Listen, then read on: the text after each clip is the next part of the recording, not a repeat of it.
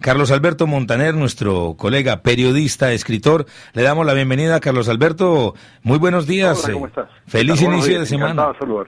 Lo mismo. Estaba leyendo algo del blog de Montaner, donde usted se refería a los dos Francisco, a Don Francisco y a Francisco el Papa.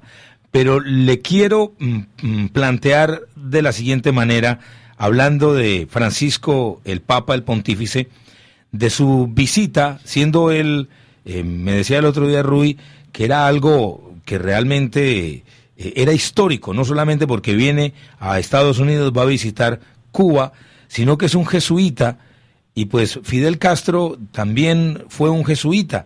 ¿Cómo ve usted eso? Bueno, yo creo que no es la primera visita papal a Cuba, esta sería la tercera, y él ha ido, Bergoglio, el Papa Francisco, ahí fue cuando Juan Pablo II y llegó incluso a publicar un libro sobre esa visita del Papa a Cuba. O sea que es un hombre que tiene experiencia. Tiene muy buenas relaciones aparentemente con el cardenal Ortega, y la visión que él debe tener de Cuba es la que tiene Ortega, que no es exactamente la que tienen incluso los propios jesuitas dentro de Cuba, que es una orden bastante crítica del gobierno cubano, lo cual va a ser interesante, porque la pregunta es muy interesante, porque es posible que el Papa Francisco también tenga una línea de información de los propios jesuitas que están dentro de Cuba, que insisto en que son mucho más críticos que el propio cardenal Ortega. Eso va a ser muy curioso e interesante. Además es un papa que habla español, es un papa que no tiene ninguna simpatía por el comunismo, ni mucho menos, pero que tiene al mismo tiempo la formación de muchos argentinos que acaban por ser peronistas, porque es algo, incluso muchos antiperonistas que tienen esa visión populista, clientelista, típica del peronismo, como consecuencia de un país que lleva 70 años embarcado en esa aventura inventada por Perón, ¿no? Sí, y la visita del Papa no solamente a Cuba, sino aquí a los Estados Unidos, a Nueva York, a Washington, a la Casa Blanca, su mensaje, ¿qué piensa Carlos Alberto que pueda tener allí como base el mensaje del Papa en todo esto que está buscando el mundo, de un nuevo orden mundial, económico, en fin? La Iglesia tiene una posición que desde hace muchos años, desde finales del siglo pasado, que empiezan a formular la doctrina social de la Iglesia.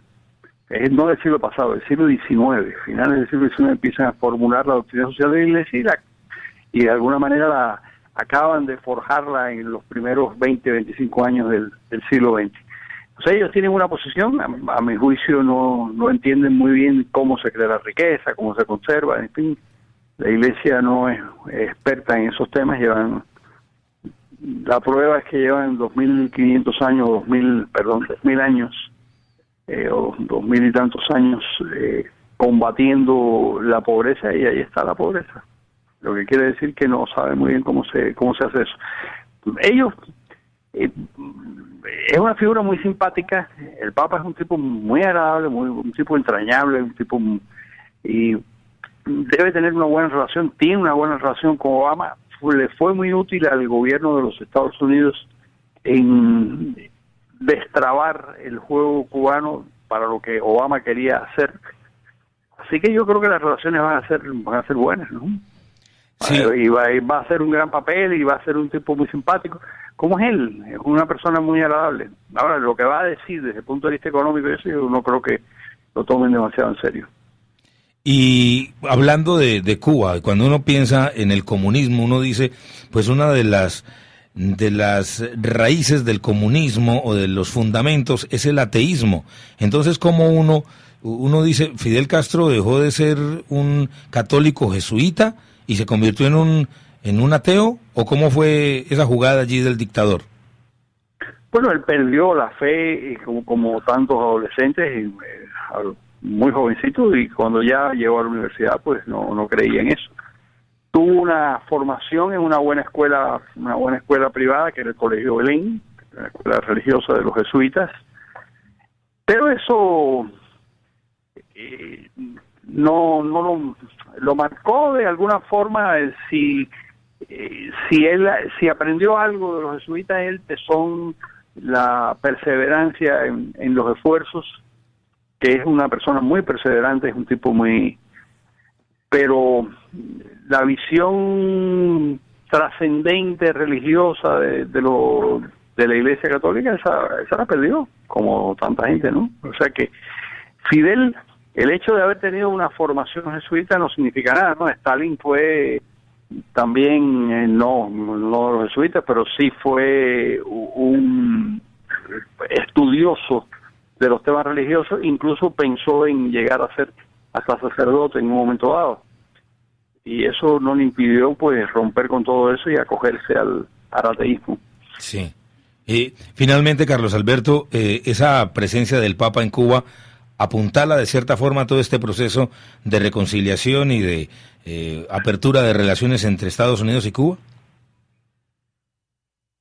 Eso va, eso va a reforzar la posición de los Estados Unidos y la nueva postura de los Estados Unidos. Por supuesto que es lo que quería la Iglesia cubana. La Iglesia cubana, como en general la Iglesia no está tan interesada en las libertades políticas, pero sí en la convivencia pacífica y armónica, y qué sé yo, y en la eliminación de la pobreza.